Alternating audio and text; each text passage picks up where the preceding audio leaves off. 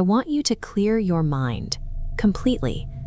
Now, try to actively suppress a single terrifying thought for the next 60 seconds.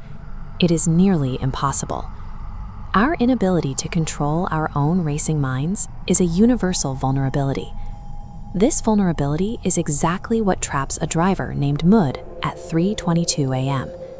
Pulling off a dark, rain-slicked highway, he steps into a diner illuminated by lights so harsh they look like a hospital. The sign outside reads, "Final Thought Cafe." The premise of this establishment is simple and highly specific. It does not execute its patrons. It strictly records whatever crosses their mind in the fraction of a second right before they die. Stepping inside, Mud is completely disoriented. There is no music and no conversation. The room is dead silent, save for the mechanical click and rewind of analog tape recorders sitting on every table, and the quiet whir of security cameras tracking his movements. In this absolute silence, the only thing Maud can hear is his own pulse. There are no distractions here, no way for him to look away from whatever his own mind produces next. Maud's instinct is to immediately turn around and leave, but he finds the front door locked.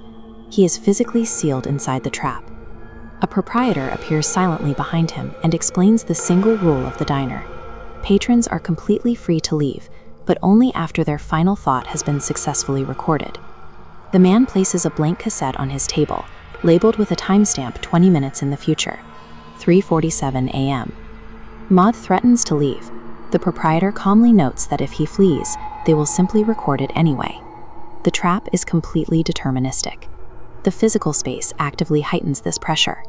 Overhead cameras physically tilt downward to focus directly on his table, while the ticking of the wall clock seems to magnify with every passing minute. The diner is an architecture of total powerlessness. Every exit is a wall, and every minute that passes is a weight pressing down, making the simple act of waiting feel like a form of slow-motion violence. At precisely 3:45 a.m., the vintage tape recorder on Maud's table activates on its own. A solid red light begins blinking. The human brain has a fatal quirk.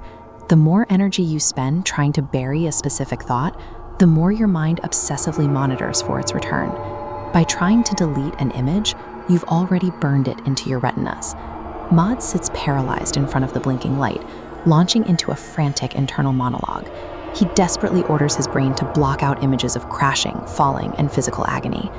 Under this extreme cognitive load, his mental defenses collapse. His overtaxed mind abruptly conjures a vivid, hyper-specific scenario of burning alive inside his vehicle. The clock strikes 3:47 a.m. The tape recorder halts. The red light shuts off, and the crushing silence of the diner returns. The mechanism has worked flawlessly. By weaponizing his deep biological imperative to survive, the system extracted the specific conditions of Mohad's death directly from his own peak anxiety. The proprietor picks up the finished cassette with calm satisfaction. Without a word, the heavy locks on the front door click open. Mohad sprints out into the rain. His psychological state shifts instantly from pure terror to an overwhelming rush of relief. He firmly believes he has survived the 3:47 a.m. deadline. Releasing the patron serves a specific structural purpose. It shifts the subject out of a sterile, heavily controlled environment and deposits them back into the chaotic physical world, where fatal variables actually exist. This illusion of escape is the most cruel mechanic of the system.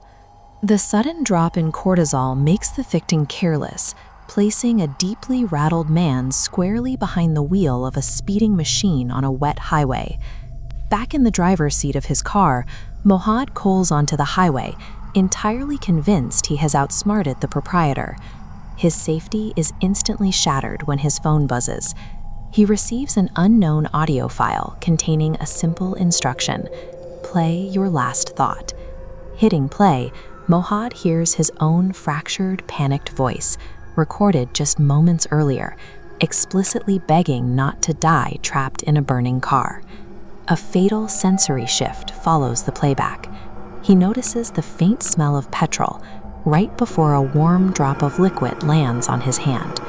The objective reality is documented in a police report hours later. A severely burned vehicle was discovered on the highway. The driver was pronounced dead.